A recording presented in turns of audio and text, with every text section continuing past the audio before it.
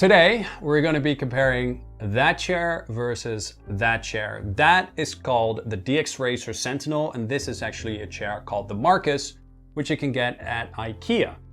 We're going to compare the cost, we're going to compare how it sits, how it fits, how it's used, and longer periods of time usage as well. I've been using each chair for over 1.5 years, and I can tell you with confidence which one has preferences in which situations and which one is good over longer extended periods of time.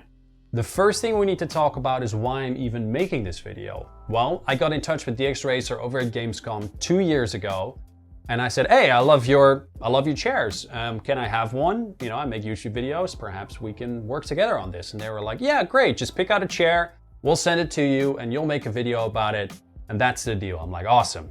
1.5 years went by and I still actually hadn't made the video. But that isn't necessarily a bad thing, because it does actually mean is that I know what I'm talking about, what it's like to use one of these chairs extensively for a longer period of time. What is it like to own one of these chairs, right? The first thing that you always need to talk about is price when it comes to DXRacer chairs. 379 euros.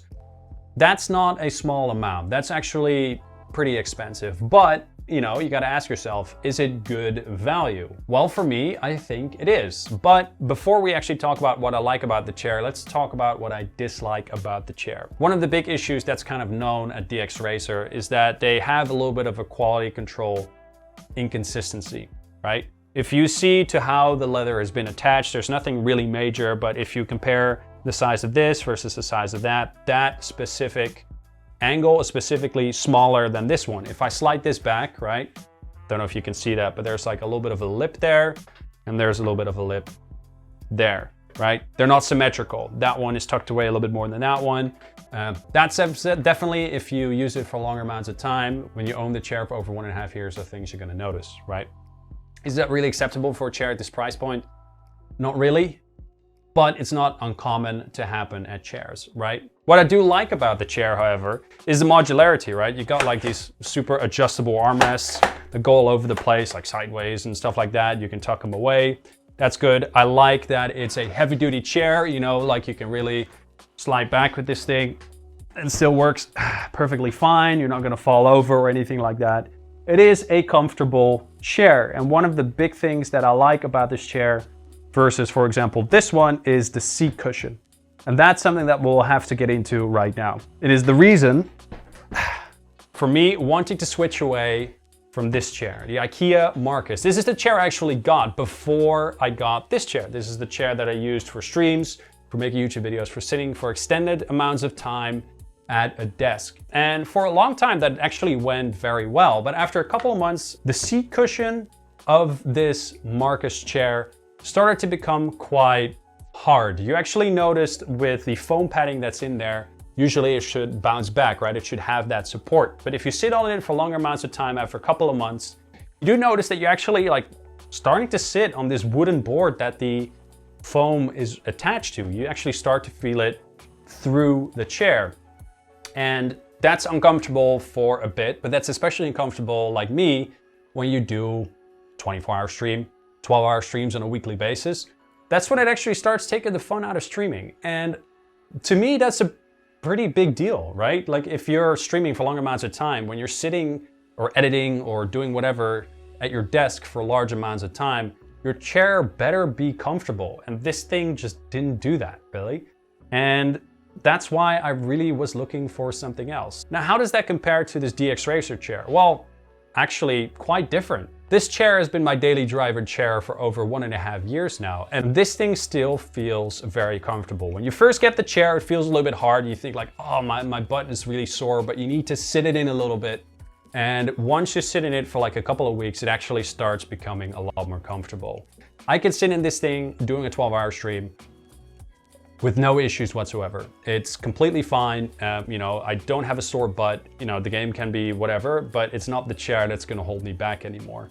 And I think that alone, for me, warrants the over double the price difference. Keep in mind, like this thing after a couple of months started hurting. This thing after 1.5 years is still completely fine.